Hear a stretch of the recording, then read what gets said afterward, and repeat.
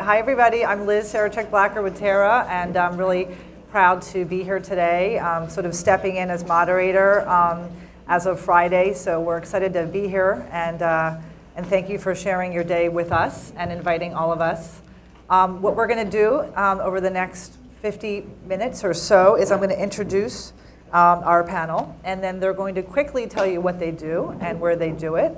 And then we're going to open, hi Carol Watson, and then we're going to start the panel questions. So I'm going to go and introduce each of them, and then they're going to introduce themselves. So to my immediate left is Denmark West, President of Digital Media, Black Entertainment Television. So please welcome Denmark. In the middle, we have Mark Lopez, who's head of U.S. Hispanic Audience and Pan Regional at Google. Please welcome Mark. And Alfred Edmond Jr., who's the Senior VP Editor-at-Large at Black Enterprise.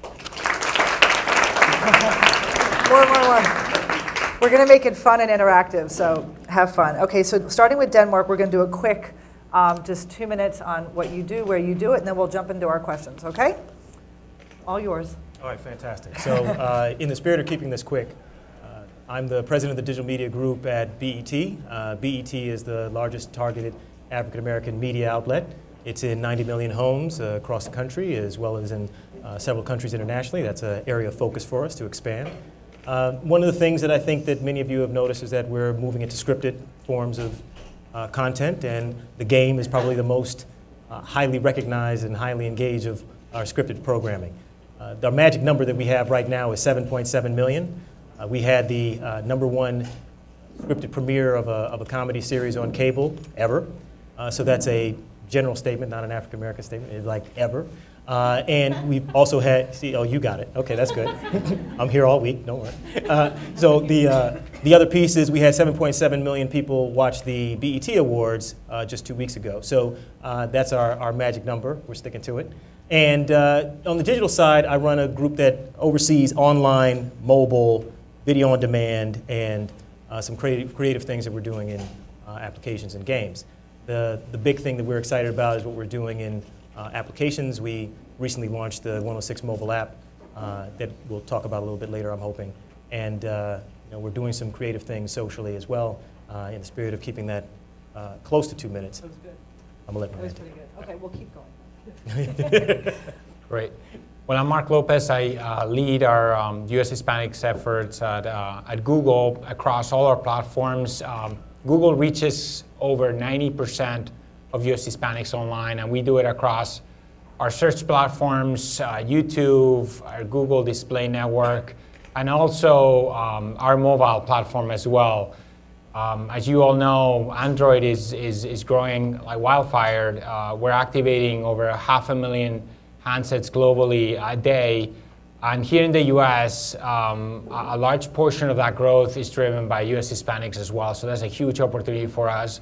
I'm very excited to be here to share a little bit of the work that we're doing and really drive the business. And I also wanted to let you know that at Google, we're very focused not only just the US Hispanic market, but multicultural overall. We have another team that focuses on the African American market, and we really want to drive this growth opportunity from a holistic standpoint, not just the US Hispanic market. So thank you very much. Hi, everybody. Hi, everybody. Hi. I like call and response, so. Again, my name is Alfred Edmond Jr. My official title is Senior VP, Multimedia Editor-at-Large at Black Enterprise. Unofficially, I've been told by our CEO that I'm also the brand ambassador for Black Enterprise, which is code for that dude has been around there a long ass time. I'm actually in my 25th year at Black Enterprise. It's hard for me to believe, but it's true. Thank you. Black Enterprise started out in 1970, now 41 years ago, as the magazine for African Americans interested in business, careers, and personal finance. And for the first 35 years of our existence or so, that's pretty much what we were. We were a single magazine publishing company. Over the last decade or so, we have evolved into a true multimedia, multi-platform company with 2 nationally syndicated television shows, the Black Enterprise Business Report and Our World with Black Enterprise. Obviously the magazine, which celebrated its 40th anniversary last year, our digital offerings, blackenterprise.com. We were the first black magazine and one of the first business magazines with an iPad app that we launched in August. We have mobile, and we have our live national networking events, of which I've been talking a lot already because I can't wait for the Golf and Tennis Challenge, which is coming up for Labor Day weekend. We also have the largest gathering of black entrepreneurs in the country, the Black Enterprise Entrepreneurs Conference, which we just had in Atlanta in May.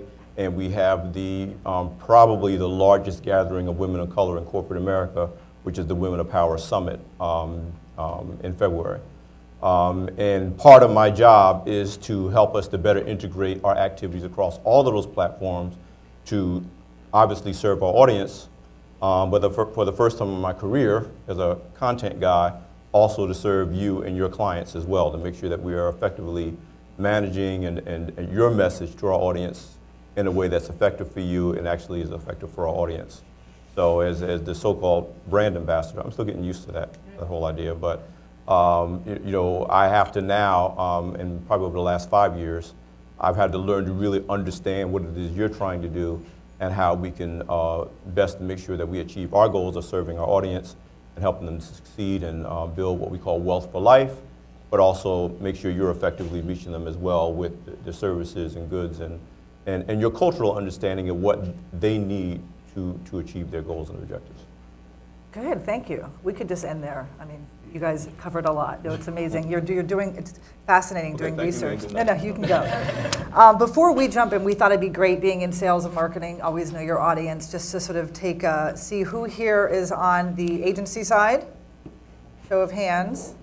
Okay.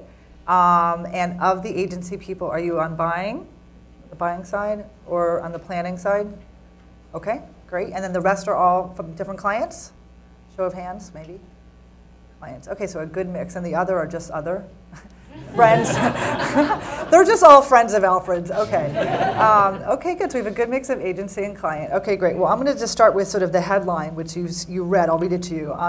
Many marketers and brands use technology to reach the consumer, still holds true. However, many do not consider, although some are more and more, the effect the new general market will have on driving search, social, and mobile. So I guess, you know, obviously we're seeing in many ways our country obviously has changed tremendously. We're seeing minorities making up 36%, up from 31 in the last 10 years. We've seen tremendous growth in the Asian and Hispanic and African American markets. Hispanics have grown 43% in 10 years, where the white audience is pretty much starting to die off, third gen and getting older. So it's a very young and ever-changing audience. So we're here today. Hopefully we'll answer some questions and show you how easy it is to reach what we're seeing is a very exciting growth and change in our country. So let's just jump in. So my first question is, you know, we're talking about the new general market. Is it really that new? Or are people just, A, they read the census and they've been to a lot of panels with census numbers,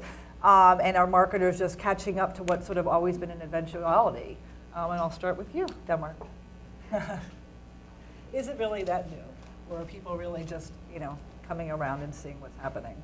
So I think that there's a couple of things going on. I think one of them is we have this phenomenon from a cultural perspective of people not really recognizing what's already there. And so the thing that's there is a history of African American, Hispanic, and other ethnic cultures driving mainstream popularity. And if you take a look at whether it's hip hop or R&B or other forms of music, it's a very easy way to make that linkage. If you think of, you know, fashion trends and other styles, another easy way to make that linkage. But for a long time, it was very easy to dismiss that or to put that to the side or whatever the case may be. I think that now that social media has become so easily quantifiable and so distinctly numerical in its nature and in the way that people relate to it, it's much more difficult for people to ignore the data as it hits you. So as a case study or as an example, if you take a look at, you know, whether it's Shaquille O'Neal, MC Hammer, or a large number of other African American celebrities, you're like, oh wow, you got a lot of people in the top 50 most followed in Twitter, right? If you go to Facebook and you say, oh well, you know, I'm looking at Rihanna or Beyonce or whomever, you're like, oh wow, there's a lot of African American performers that are in the top 25 in Facebook fan rate. Right? So you go through this exercise across a number of different spheres, and you quickly get to a point where you're like, there must be something going on here from a cultural perspective, or at least from an entertainment perspective. Okay, I'm at Black Entertainment Television, so I'm going to give the entertainment perspective, right? So I then, this is the foreshadowing to the pitch, right? So and then you take a look at something like the BET Awards. See, told you it was coming. And you'll say, wow, shameless plug. It's shameless, but at least it ties. So it's relevant. At least it's relevant, right? So Okay. you look at the BET Awards and you say, oh, well, somehow we've got what is, in essence, marketed as a targeted phenomenon, this Black Entertainment Television Awards, that has reached mainstream capacity, right? So this is the #1 award show on cable in 2011. Right? So that's a general market statement. That's not an African American statement. That's a general market statement. It's #1 award show. And you say, well, how does that work? Oh, well, gee, if I look back at the people who are on the show and I look at their social presence in terms of their fans, their followers, their friends, whatever, it's like, well, actually that makes a lot of sense. So I'm just curious, are you seeing the same thing sort of in your world in search? And I think, would you agree? I mean, I think it's not the new general market. It's the growth market for the U.S. As major brands look at where their growth is coming here in the U.S., it's really coming from this audience. And it's not, I don't think they're figuring it out today. I think in the U.S. Hispanic market overall, we have $5 billion of advertising that gets committed to the market, and it hasn't kind of developed out of nowhere. It's been developing over 20 years. So I think the opportunity is there. I think that when it gets interesting is going back to Denmark's point, is about how the media has shifted and what digital is able to do for a particular marketer. And that's where it gets interesting, because going back to his point about the BET Awards and how that award show has permeated really general market culture. So think about all the stuff that you can do with that award ceremony, from integrating yourself on TV, from being on the website, for actually buying a search campaign that looks at the talent that's going to be on the website. So really, as a marketer, you're not just there for an hour and a half, 2 hours, or 3 hours that the show runs. You're on the website, you're searching, you're contextually integrated. So it opens a huge amount of doors that honestly, 5 or 10 years ago, we didn't have. And we're able to do, and we're able to do today. So it brings out, for marketers, the urgency to be creative, to really start that conversation with those consumers that are going to bring the growth, and to do it in a very non-standard way, not the same way they were doing it 2 years, 3 years ago. Today, maybe mobile devices are even more important, I would think, than the PC. We're gonna come back to mobile. Alfred, question? The market hasn't changed that dramatically. Right. I mean, sometimes you read The Browning of America, which we've been reading for now 20 years now, and you get the impression that a whole bunch of brown and black people kind of parachuted into the United States over the last 20 years. I mean, immigration has been that crazy, you know. And what's really happened, yes, America has become browner, and what used to be the sideshow is now part of the main event, which is people of color and other different demographics now starting to drive the discussion and not just be part of the discussion. But another thing has happened, and that thing started probably back when John Johnson started Ebony magazine years ago, which was this idea that you could market to different groups of people where they lived. Right. Not where they lived in the house, but where they lived in their heads and in their hearts. Sure, the problem was that the way media has been structured before digital media was that it was extremely inefficient to reach people where they lived. And even Ebony was a mass market black magazine. We didn't have really niche black magazines until when Black Enterprise's Essence was started in 1970. So it's not so much that this market fell out of the sky and, ooh, we should talk to them. It's also that now you actually have the tools to reach people where they live, and guess what? There's more to being a black person than being black. There's more to a gay person than being gay. There's more to being Latino than being Latino. And what used to be an easy check-the-box method up until about 10 years ago is not so easy anymore. And that's That's where we are now. Absolutely. I think there's a lot of questions that are happening, and one of the questions I have is the cat and mouse game between a little known company owned by Mark Zuckerberg and your company, Mark.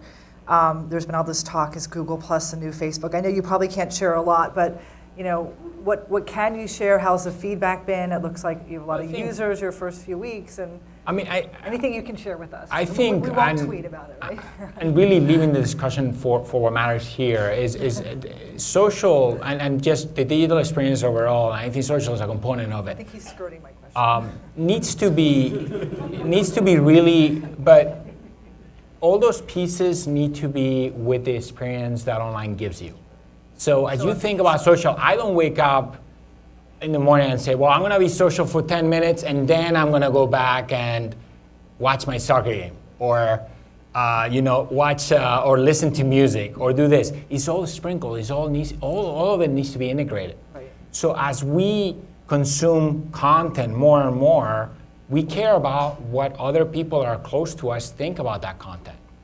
So, how react about that content. And now there are tools, and Google Plus is one of those tools, and the plus button is another tool, that you're able to actually react to that content in a way that's minimal to your social circle of people that are close to you. Absolutely. And I think that's where the social game is evolving, and for our marketplace, those cultural emotions are extremely important, and they're going to be basically pushed forward by all this technology that's coming from Google and outside Google. You want to add to that? Yeah, I definitely want to add to this because I think that the key point, and I totally agree with Mark on this one, is that the social experience is actually a layer integrated into the overall experience. Right. And so when you think about how a content person might frame the social experience, it's really around, well, it's great if I can get somebody to engage with content. It's better if I can get them to share the content. It's even better if I can get them to comment on the content in the context of a social circle. Right. The thing that I love about what the Google guys have done with Google Plus is the concept of the social circles and being able to very easily segment the audience and say, hey, you know, here are my people who are actually family members. Here are the people who are actually friends. Well, I think it makes sense. Everything's going more targeted, more targeted. Everything had to start broad. We had to get internet penetration. We had to get costs down. And I guess let me take a step back for a second. I read an article in the Atlanta Post, and this woman wrote that while search behavior is obviously important for the Hispanic market at Google with the hiring of you, what about the African American market? Is there someone like you at Google who's focused on other, you know, ethnicities or demographics, or we do have a the Asian market, the African American market? I think multicultural as a whole is a huge opportunity for Google, not just Hispanic. And vouch for Google's African American team. Is that helping you as far as your traffic, or do you have a good percent? Well, we're not just looking at traffic. We're looking at how what tools Google can offer our audiences to run their businesses more successfully. I mean, it's a broad, and that's why, obviously, search is obviously Google's the king of search. I mean, so that's a big part of their business. But for those of us in the media space, in the content space, in the marketing and sales space, you have to look at that as a jumping off point to what your broader objective is for what you're trying to do for your constituency. So yeah, obviously, if you want to have effective search, working with Google is not a bad thing to do. Right. But the tools that Google offers, you know, to entrepreneurs and individuals, both free and not so free, but worth it to at least some people. Right. Those are the things that we're trying to do a better job with our media outlet to let our audience know that these are some tools that are available that can help you, and that's what's important. Can I ask just two questions that's helped me? Absolutely. Right. How many people here have read the Long Tail?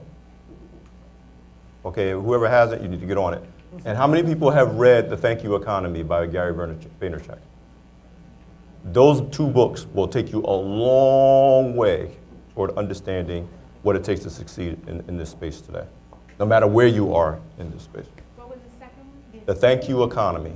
Gary Vaynerchuk. Can you Yep, email the me? Thank Email You that to Economy. me.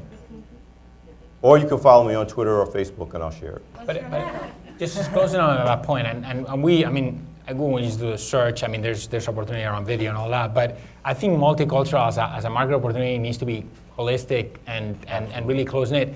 It's an opportunity around all cultures, and there's a lot of best practices that can be brought back and forth from each of the audiences. And we as a company, that's kind of like the ultimate strategy.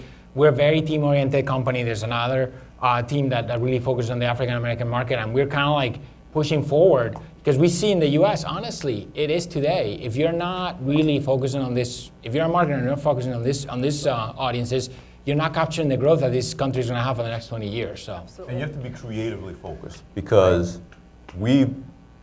those of who've been in this business a long time, we've been so used to being siloed. Yeah. You know, there's an African American space, there's a magazine space, there's a TV space, there's a Latino space, and we take these different silos and we almost play like Rubik's cubes. Absolutely. You know, they mix around, but they don't. But we got to think like Mashable. That was actually You one of can my, mash I was these going to go markets there together. next and talk about sort of on the agency side, speaking to that point, we're seeing a shift right now. We've seen it for a while with agencies. So we have our Hispanic agencies and our multicultural agencies, African American agencies, and more general market agencies trying to absorb when we've seen the Home Depot change and the sprint back and forth between Mindshare and Vidal. And so obviously we want to support Ogilvy and what their efforts are here today, but we're seeing a lot of, I don't think we have the answer yet. I think we're seeing a shift on the agency side. Is it going to become in vogue again to have a focused agency, or are those days over? I don't know, but what I believe is that having specialized expertise in different market niches and sub-niches of markets is not going to go away. Right. And I think we got to look at how both marketers and people who are selling products and services and media outlets, for that matter, have to stop looking at, you know, black as being black is black, black, black, black. Our July cover story, which is about to come out, is black and gay in corporate America. I read it last night. It's a mashup of two different cultures that happen to have a major voice, or should have a major voice. About 7 years ago, we did an award-winning piece called The Afro-Latino Connection, because the idea was like, oh, Latinos are the new minority that was in style at the time. And we were like, but you can't separate Latinos from blacks when many of them live in both worlds, because Latino is a culture, it's not an ethnicity. And so those are early signs that we took, that just being black the way black was in 1970 isn't what it means today. And we have to really be willing to embrace and understand. And because of the broad number of niches that are subcultural niches that exist now, even within the Hispanic community, there's not you know, people made huge mistakes in the Hispanic market. So they're like, let's just get a bunch of Spanish-speaking people, because they didn't differentiate between a Puerto Rican Colombians, or a Cuban from Miami, and they made huge mistakes.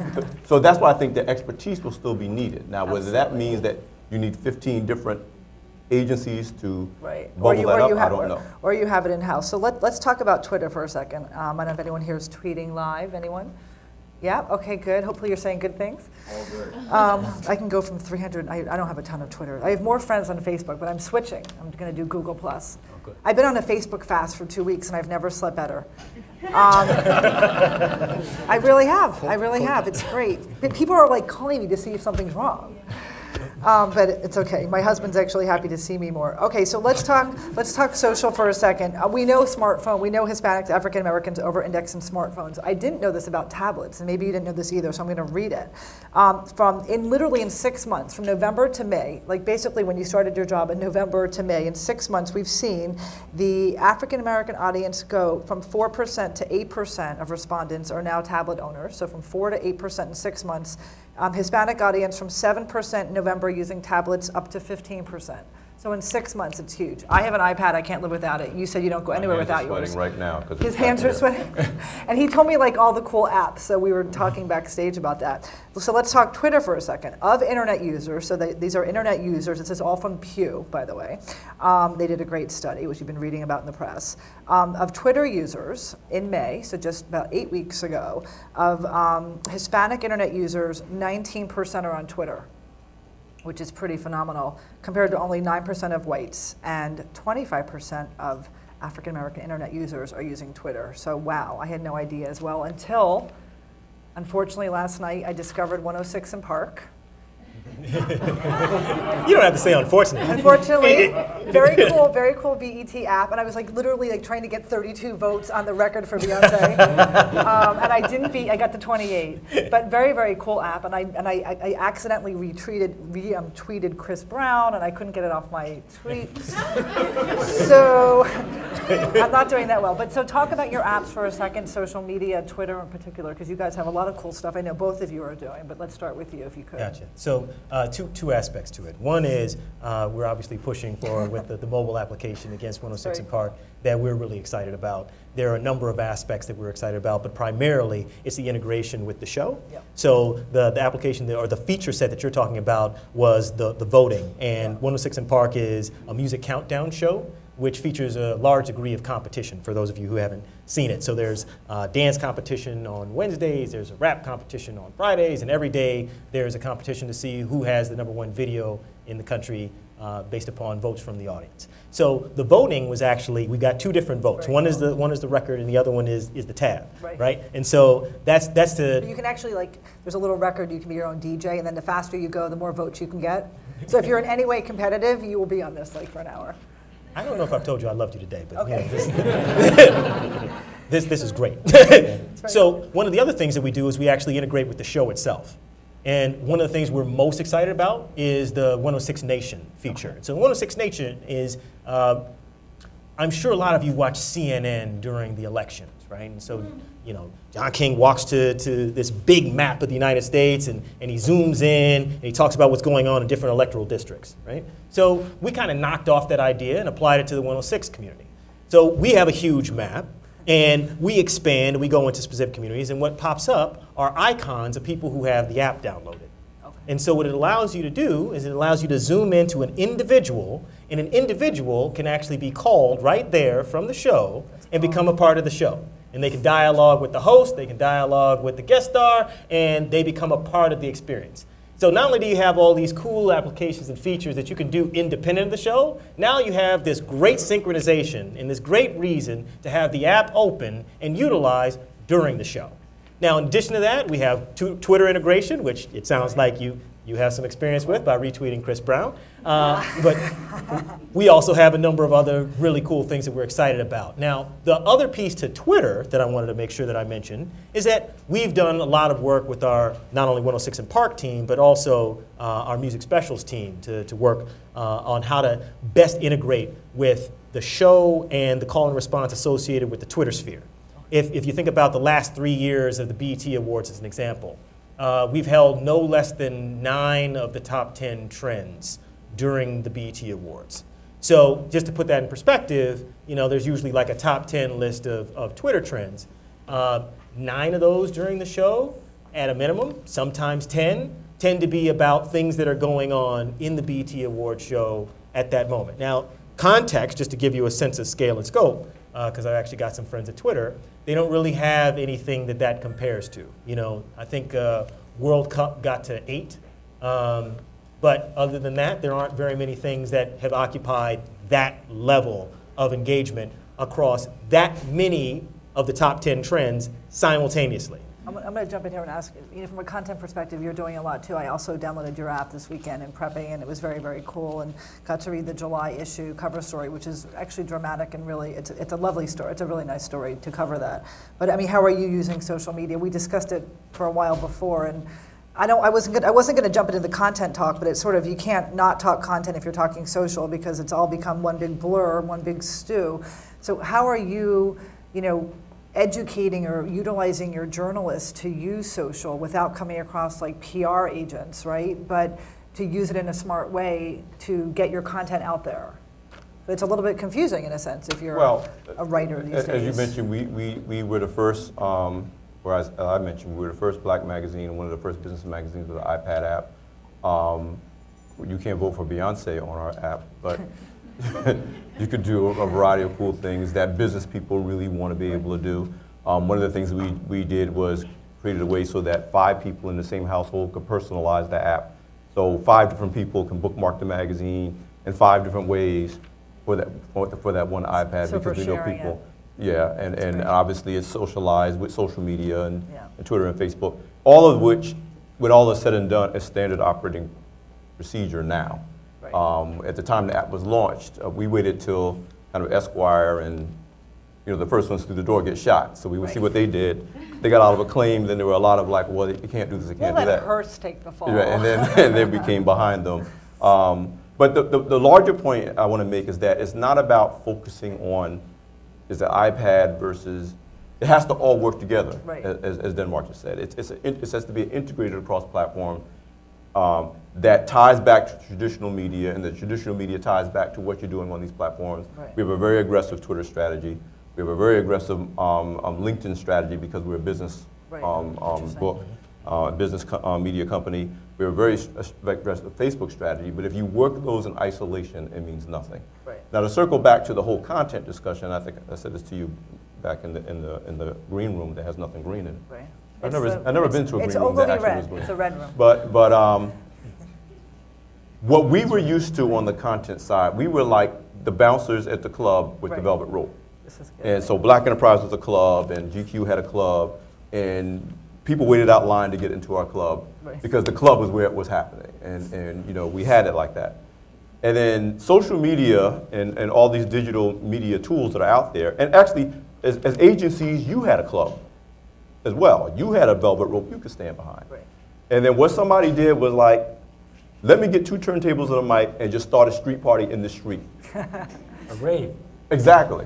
And it's a worldwide global street party, and guess what? They don't need you to have fun, and they don't need us to have fun.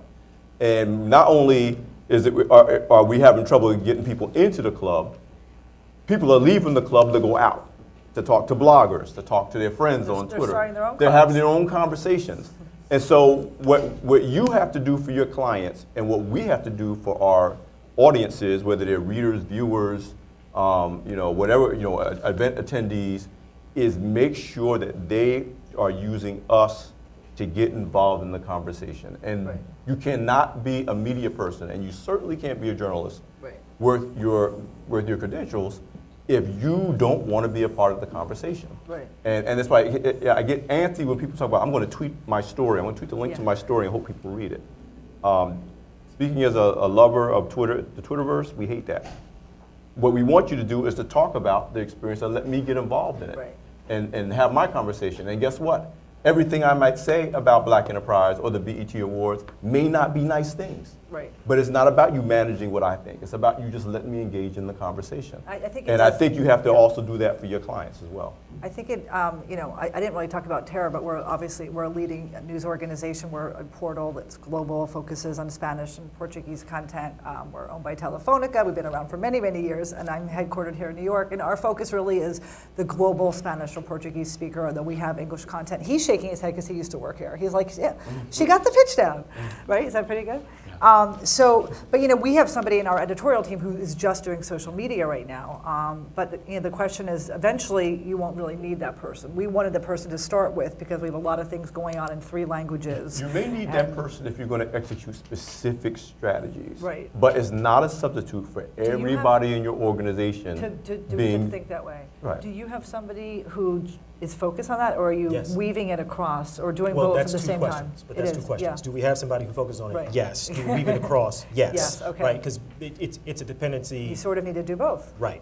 First is back to the question you asked 3 questions ago about expertise, good. right? The expertise is critical. Right. And what you find is whether it's around online, or whether it's around social, or whether it's around games, or whether it's around ethnicities, Right. the expertise is actually critical. Right. So that's Yeah. the first thing. So we actually have invested in deep expertise. The second thing is the point that we've all kind of agreed on is on the integration of the experience.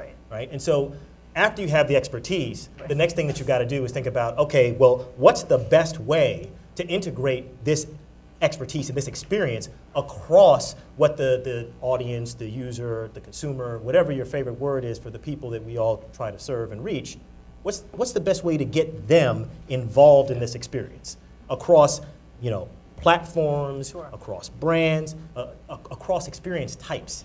And so for us, the integration actually is dependent upon the experience, but it's actually the prerequisite to actually execute. I mean, and it's happening too at the consumer level. If you look at a shopper today, and we've done a research at Google on this, we call it the 0 moment of truth.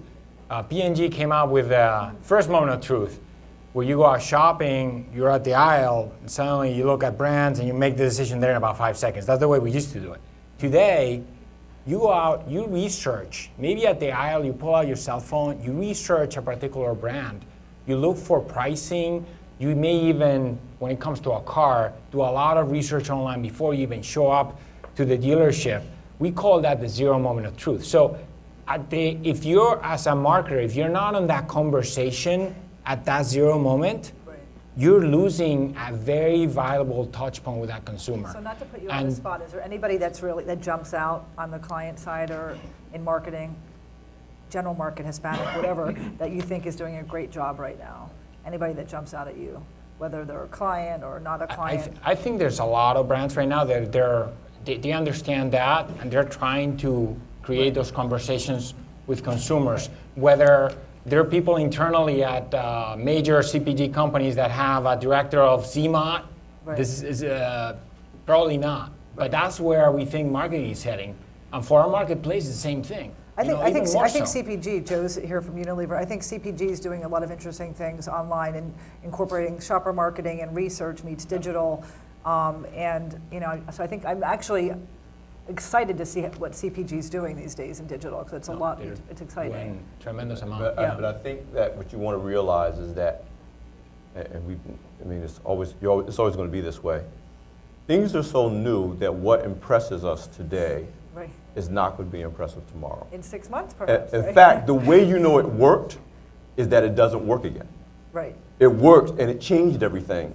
And you got to come up with another way of doing it that may use the same tools. So let me jump in here and ask you a question, because it's perfect timing, and we will get to video, don't worry. So speaking of things that worked or didn't work, in this era of Murdoch Gate, if I may, thinking about content, and you're a really hardcore journalist. I mean, since college, you were editor-in-chief at Rutgers, and your whole life has really been about journalism, although you didn't major in it, right? You majored in art. Interesting. Interesting. You learn really interesting things about a person when you're preparing on a Sunday, in bed at 10 with your iPad. But okay, so my question though is, what is happening in content? I mean, how do you manage and maintain journalistic credibility when you have so much pressure to produce content at such, how many tweets a day, and you look at even the Huffington Post model, and it's all about, how many, your click through and how many page views and impressions. How do you balance it all? Or can you? Or we don't know yet? I personally don't see an inherent conflict between journalistic ethics and social media popularity. I don't. Right. I think that if the content is interesting, good, useful, helpful, titillating in some cases, that there's nothing you need to do on an ethical standpoint or an unethical standpoint that's going to make it more so. Sure. Now, as Denmark made the point earlier, there's the issue of how they gather information that was unethical, which is a different question than whether the information they presented was interesting or relevant, socializable. Right. And so I don't toss and turn in the middle of the night worrying about, is my desire to get more hits on the website going to conflict with.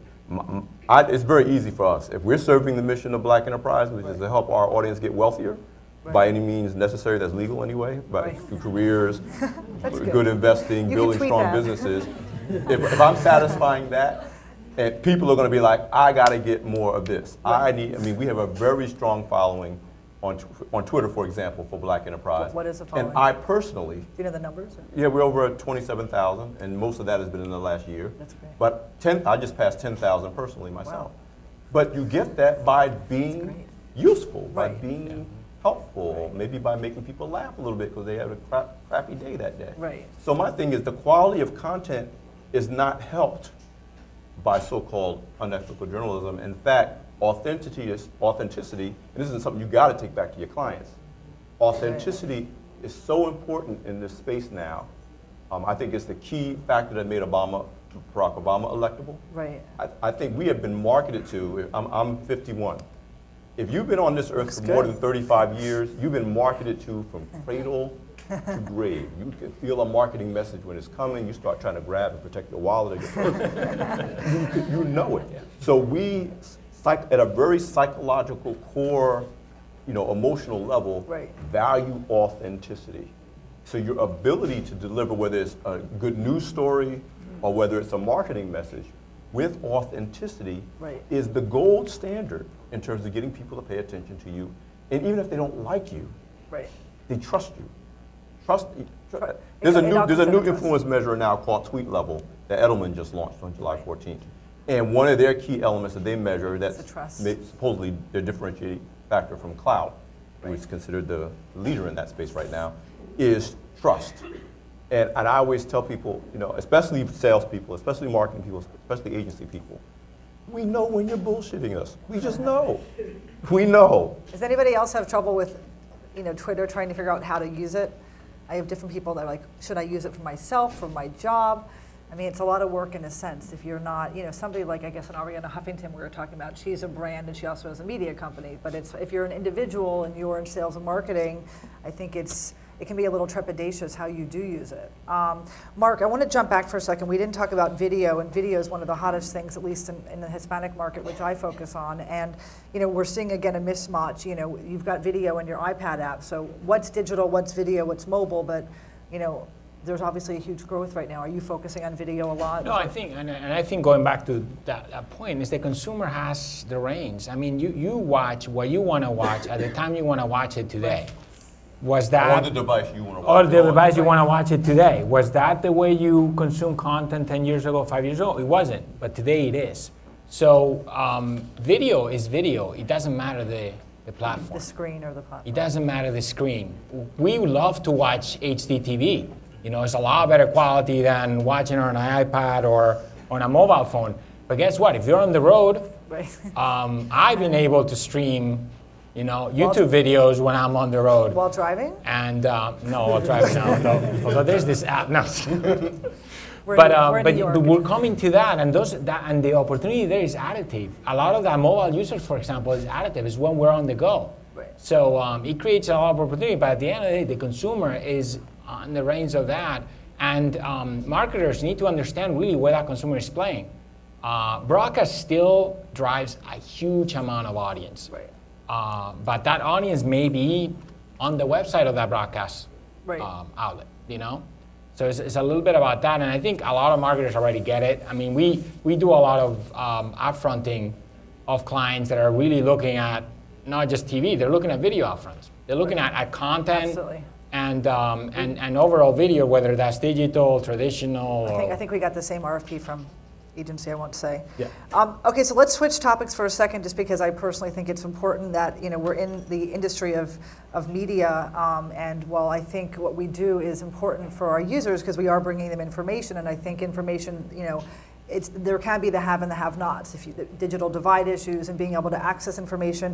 What, if anything, are your organizations doing to give back? I saw you've got the BET Foundation.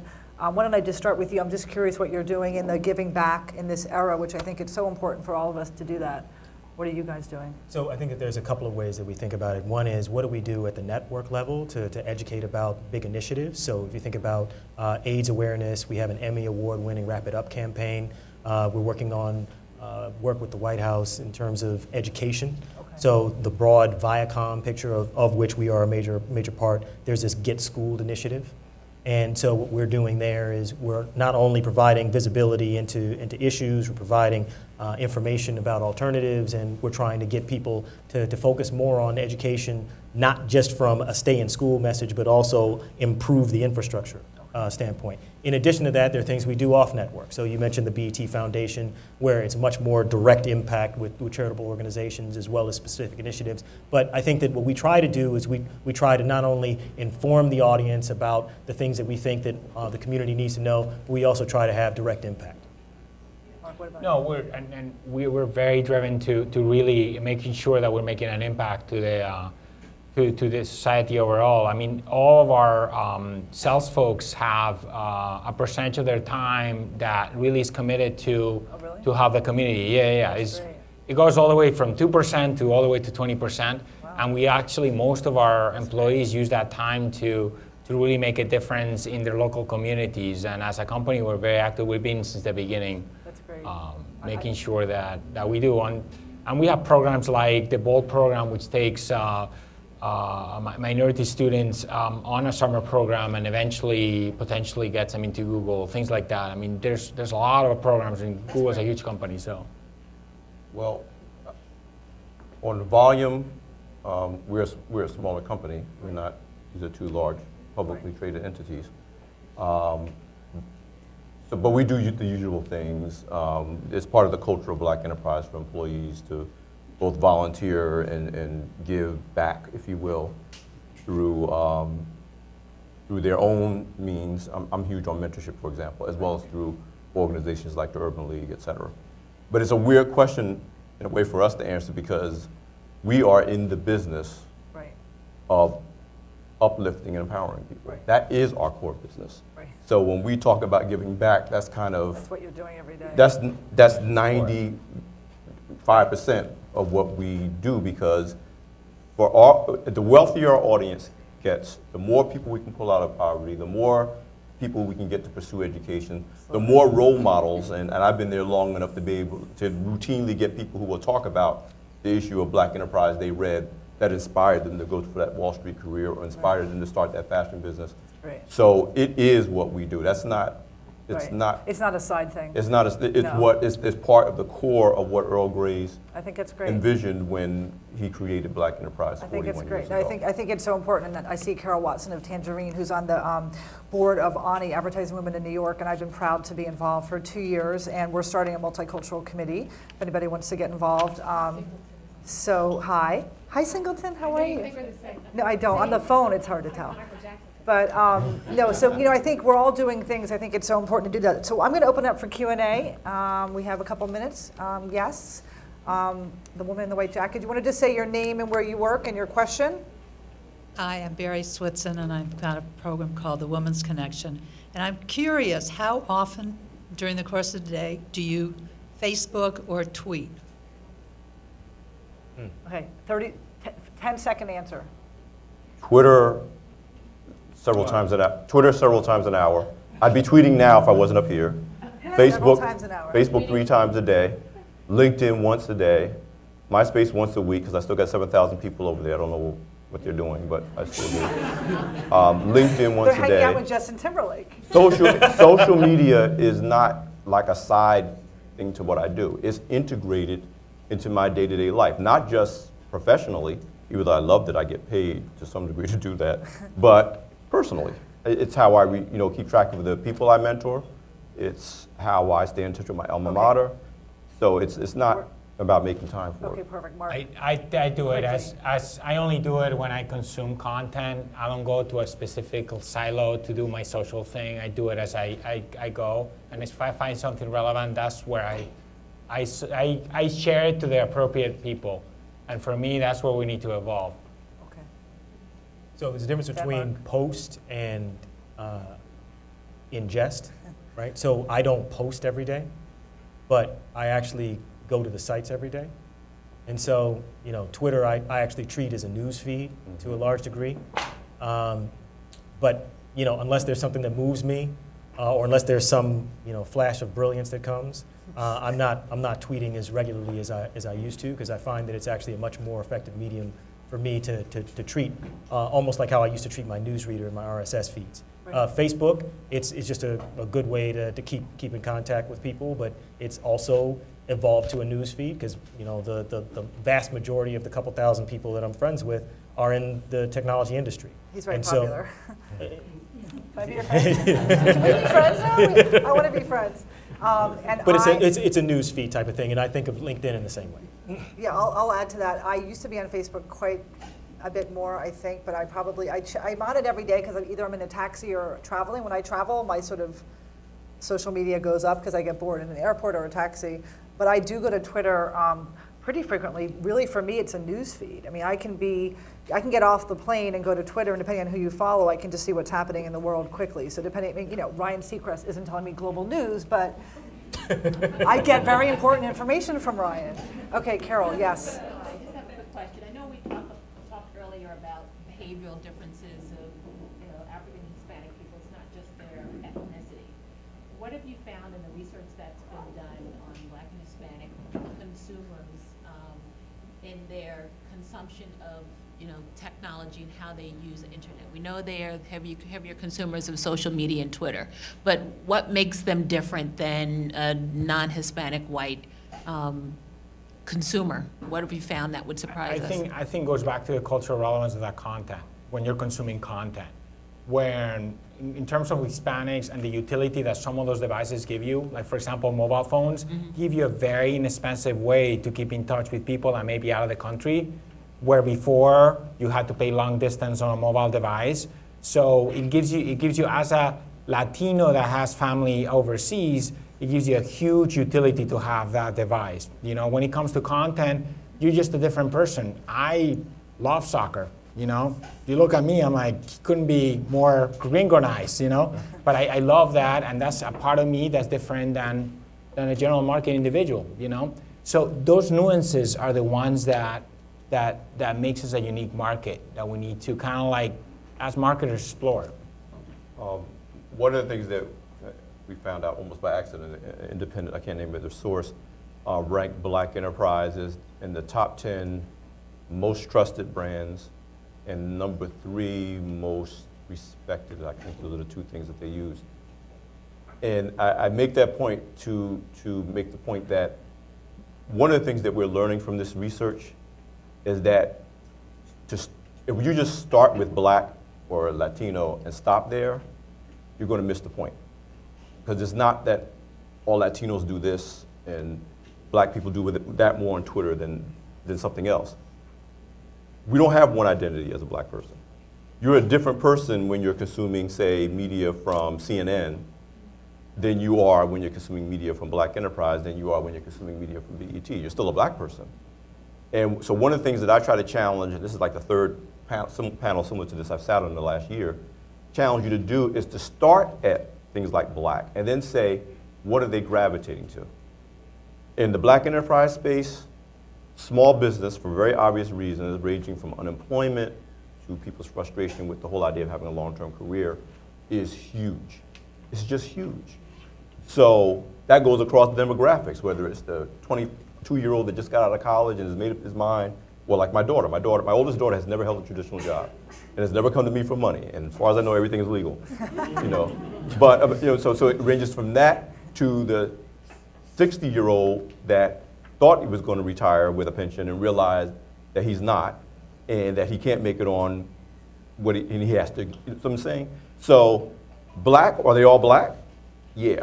But one of your challenges as marketers and on behalf of your clients and those of your clients, and one of our challenges, frankly, in terms of how we present and deliver content across all these platforms, is not stopping at, most Black people do this, or Black people do this more than white people on this particular platform, because you will just be ineffective. And a lot of the frustration that minority media or ethnic media or urban media, whatever the new term is for us now, has, that you share, is that you'll try something, it won't work in a way that now we can measure what works, and then we can't agree on why it didn't work.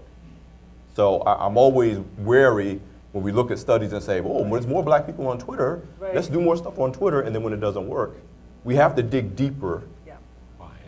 beyond he's Latino, she's gay. Right. And what happens if it's a Black, gay, Latino person? Then what do you do? Exactly. Well, I think we'll end with that. Thank you so much for being on the panel. Thank you, everyone, for coming, and have a great day.